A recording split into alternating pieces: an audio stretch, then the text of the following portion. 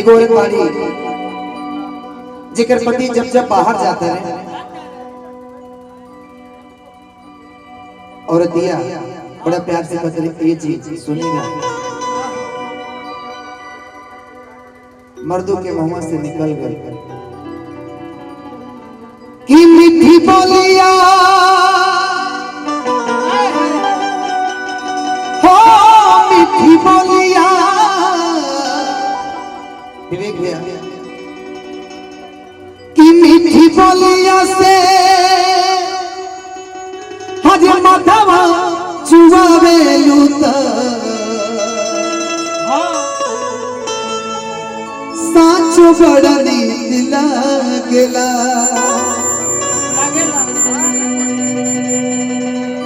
ए जी सुनी अभिजीत भैया आज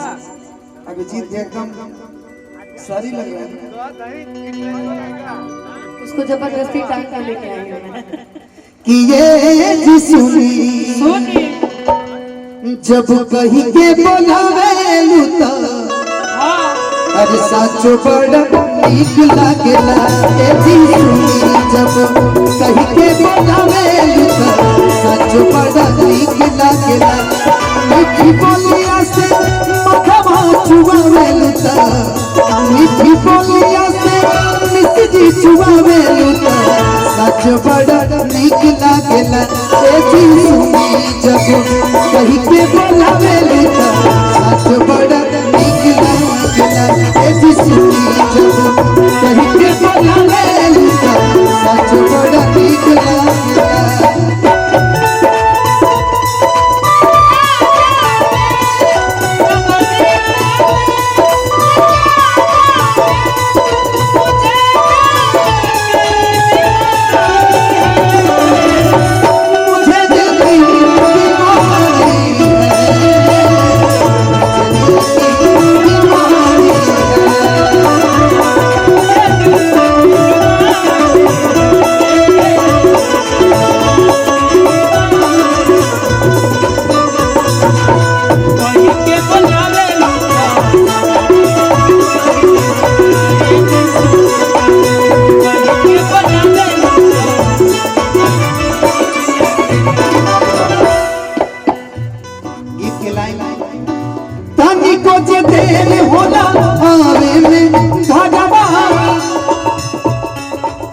बेबी बेबी खिड़की से झांकली महारावा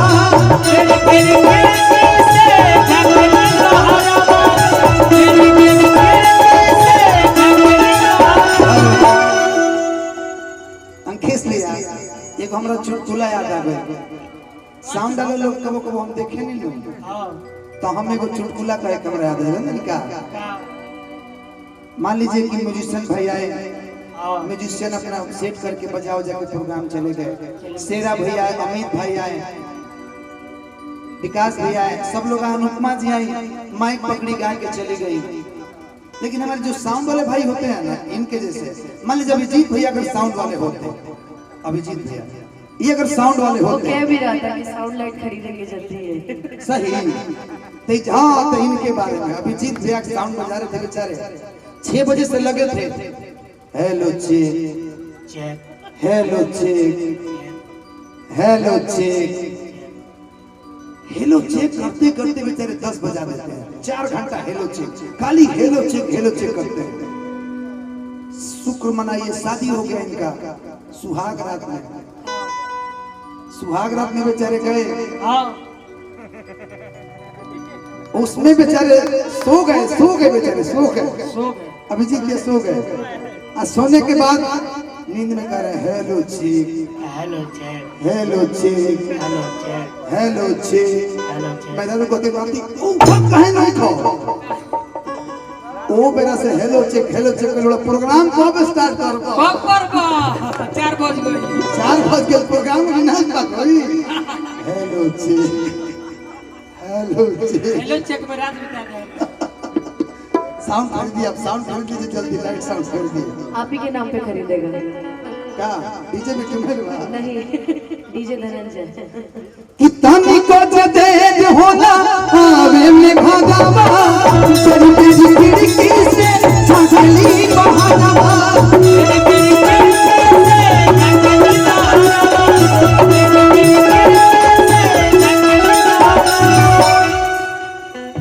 आसादे में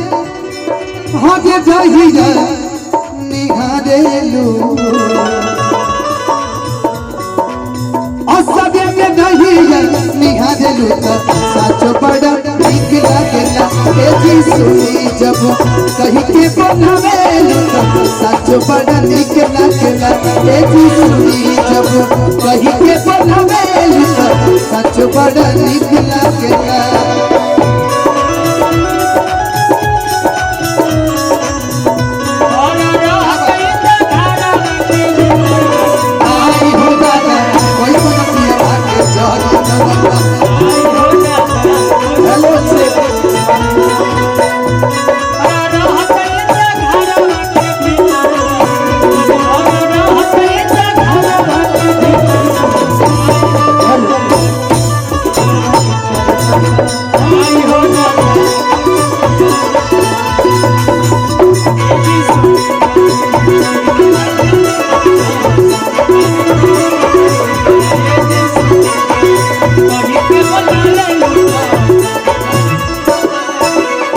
अच्छा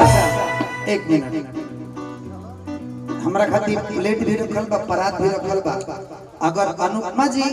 देखिए फीलिंग वाला बात बताओ तनी तनी पकड़ी नहीं खाली हां पकड़ो तो लगा तो हाथ धोला मेरे हुआ मतलब प्यार से पकड़िए ना महाराज इतना ऐसे पकड़ लीजिए नीचे से आप ज्यादा अच्छे लग रहे हैं कि फूल ही धरियावा में रसगुल्ला सजाई के आप गुलाब जामुन जैसे लग भी रहे हैं। ले लीजिएगा नहीं मुझे नहीं चाहिए कि फूल ही धरियावा में जेवना सजाई के हरे लगही बैठ चलू हरे मछिया लगाई के लगही बैठ चलू हरे मछिया लगाई के